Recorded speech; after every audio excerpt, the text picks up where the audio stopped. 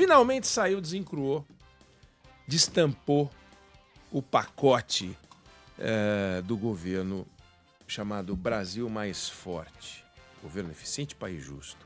Não é um pacote de corte de gastos. Não é um pacote de corte de gastos.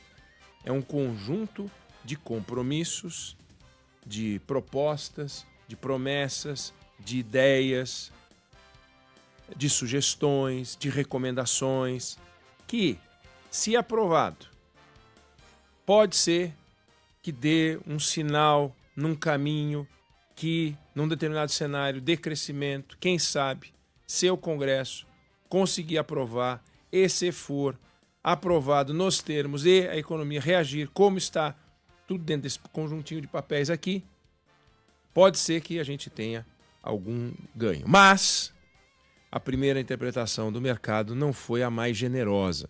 Aí alguém vai dizer, dane-se o mercado. Não, não é dane-se o mercado. O mercado não faz uma interpretação das mais generosas porque demonstrações fiscais em país sério não tem como enrolar.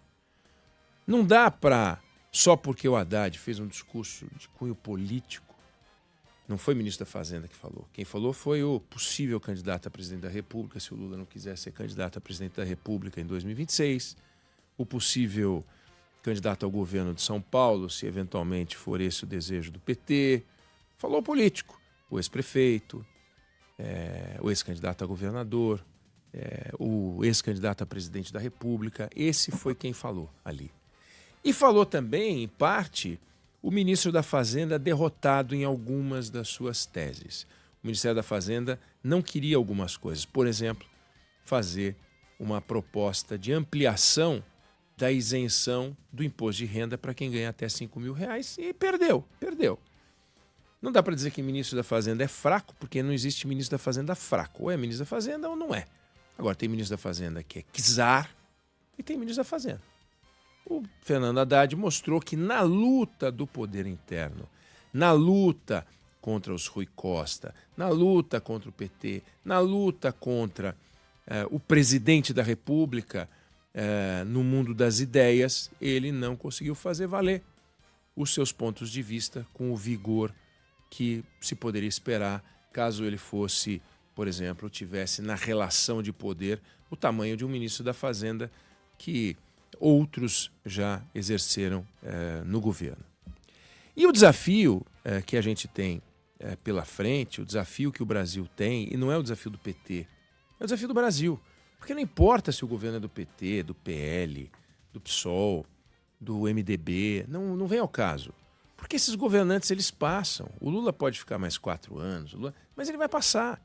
O PT vai passar, né? O MDB conseguiu ser presidente da República em ocasiões em que foi vice, né? Com o Sarney, com o Itamar Franco, com o Temer. E tá aí, deixaram um legado, mas também passaram.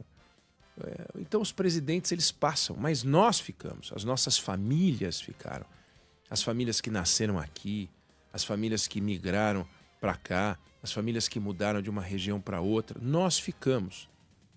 E a realidade do Brasil é a seguinte: existia um país que a partir de 1988, e eu vou falar isso e alguém vai dizer, puxa vida, mas você está voltando muito no tempo. Não, mas a partir de 1988, o Brasil resolveu escrever um texto constitucional colocando como o centro das questões os benefícios sociais. Isso foi uma decisão que o país tomou. Foi uma decisão que os constituintes tomaram.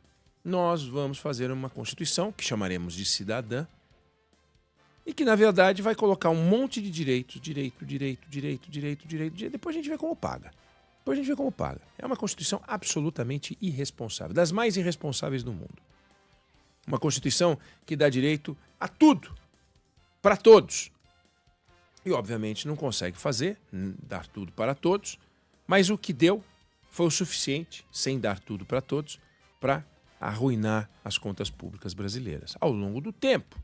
Não foi o PT que arruinou as contas públicas brasileiras, mas a Constituição brasileira, ano a ano, vai arruinando as contas públicas brasileiras. Então vamos pegar o último ano do Brasil sem a Constituição de 1988, o Brasil de 1987. E aqui nós vamos ver o peso dos gastos sociais que são o nosso desafio. Se eu chamar de problema, alguém vai dizer, como é que pode um aposentado ser um problema? Alguém que ganha um abono ser um problema? Alguém que ganha seguro-desemprego ser um problema? Como é que isso pode ser um problema? Veja, é um desafio orçamentário. Não importa de que despesa você esteja falando, se ela está no orçamento, ela é um desafio. Então vamos lá. Pessoal, gasto com pessoal. 1987, gastava-se no orçamento geral da União o equivalente a 16,7% do orçamento. E hoje, 2024, 17,28%. Isso sem contar os aposentados. Pessoal da ativa, 16,7%, 17,28%. Então, não dá para dizer que nesse período a gente estourou a folha de pagamentos com a folha de pagamento de ativos. Não estourou, 16,7% para 17,28%. Os dados são do economista Raul Veloso, que é um craque, tremendo, um especialista em contas públicas.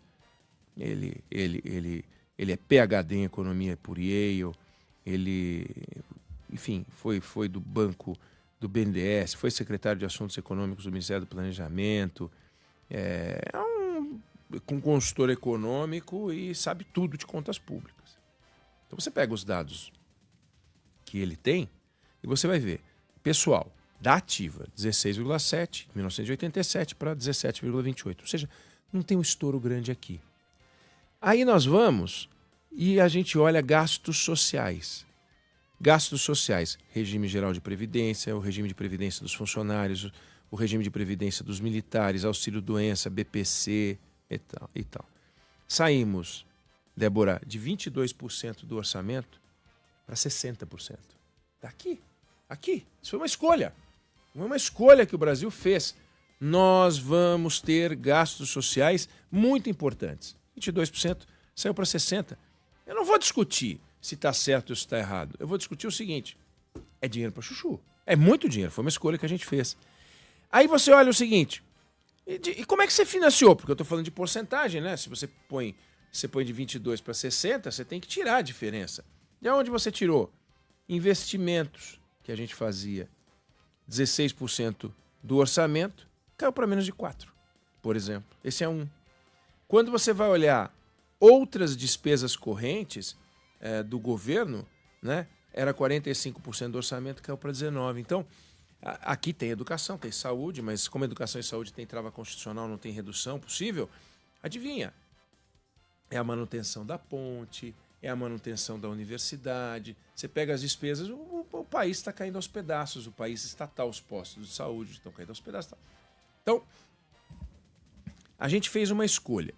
Na hora que a gente vai e olha o orçamento do jeito que está hoje, todo travado, todo amarrado, sem dinheiro para investimento, sem dinheiro para fazer nada, sem dinheiro para poder fazer uma obra que chame atenção.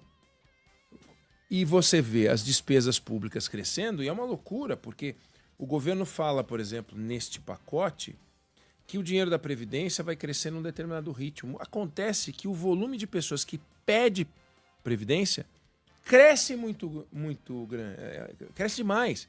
Como é que você vai fazer? Ou você vai segurar e não vai dar às pessoas o direito que elas têm, ou então você vai estabelecer o seguinte, eu vou dar o aumento dentro de uma nova proposta, mas se o número de pessoas que vem crescendo a um ritmo muito grande, eu vou estourar o número da Previdência, aí eu preciso fazer uma nova reforma da Previdência. Perceba, o governo fez nesse pacote uma mistura de coisas. Ele não ataca com a força necessária o centro da questão, que é a questão social. É o grande problema. Não ataca. Depois ele mistura questões que são de natureza de despesas, ou seja, questões fiscais com questões tributárias. Como é que pode, se você espera um pacote de corte de gastos, vir um aumento de gastos e um aumento de receita? Como é que pode você falar em aumento de receita se você está fazendo um pacote de corte de gastos? Não é corte de gastos se você diz que você vai compensar uma nova despesa que você criou, que que na verdade você cria um buraco orçamentário, porque o governo decidiu, por exemplo, que as pessoas que ganham até R$5.000 não vão pagar imposto de renda. Isso lá em 2026. Mas definiu isso. Como é que ele cobre isso? Ele não corta nenhuma despesa. Ele diz, eu vou cobrar mais de quem ganha acima de 50 mil. Tá bom. E se o Congresso não aprovar? Tá bom. E se o dinheiro que for resultado desse valor não for suficiente para cobrir essa nova despesa? Então, o governo, ele dourou a pílula. O Fidel Castro, quando chefiava Cuba, era o presidente todo-poderoso de Cuba, ele certa vez teve que fazer um discurso para dizer que ele ia cortar o leite. Precisava fazer um corte no leite. Então ele reuniu as pessoas e disse o seguinte, eu tenho uma ótima notícia para dar, que todas as crianças continuarão a ter leite na ilha, para depois dizer que ele ia fazer um corte no leite que não era das crianças. Então, o que o governo fez no discurso dele foi dizer, estamos fazendo coisas incríveis, o pleno emprego está aí, a economia vem crescendo, os governos anteriores fizeram várias coisas irresponsáveis, isso agora está aí, nós temos que continuar a fazer uma série de coisas e então apresentou um pacote que tem o mérito de olhar para algumas coisas de despesa, cai um pouco a ficha desse governo, é uma confissão do governo de que ele errou a política do salário mínimo com o aumento que havia dado antes, mas os números não mentem. É o que eu falei, demonstrações fiscais em país sério não tem como enrolar. Por que o dólar subiu? Por que o mercado se posicionou? Porque na percepção de quem fez as contas, e eu ouvi algumas pessoas que fizeram contas, esses números não são suficientes para fazer frente ao desafio. Ou seja, as despesas do governo vão continuar a crescer, não no ritmo que vinham crescendo antes, mas vão continuar a crescer. O governo não conseguiu atingir o coração do problema com a força que se esperava. A área política do governo venceu a área econômica no discurso e tudo isso cria um pé atrás e aumento de expectativa. Vamos torcer. E existem variáveis que podem ajudar muito. O crescimento econômico, a briga Estados Unidos-China pode nos favorecer. Podemos ter um aumento de entrada de dólar expressivo se, por exemplo, a briga entre os Estados Unidos e a China nos favorecer e a gente começar a exportar mais. Isso pode nos ajudar. Entrando mais dólar, nós podemos ter um ganho. Existem coisas que podem acontecer positivas, é evidente, nem todas as variáveis são administráveis e controláveis, mas existe neste pacote que está todo detalhado em 21 lâminas que o governo colocou, uma dúvida sobre se a execução do jeito que está proposto é suficiente para enfrentar o problema que é gigantesco e que aparentemente continua aí com um tamanho bastante relativo. Eu não sei se você concorda ou discorda, mas essa é a opinião que eu tenho sobre esse assunto.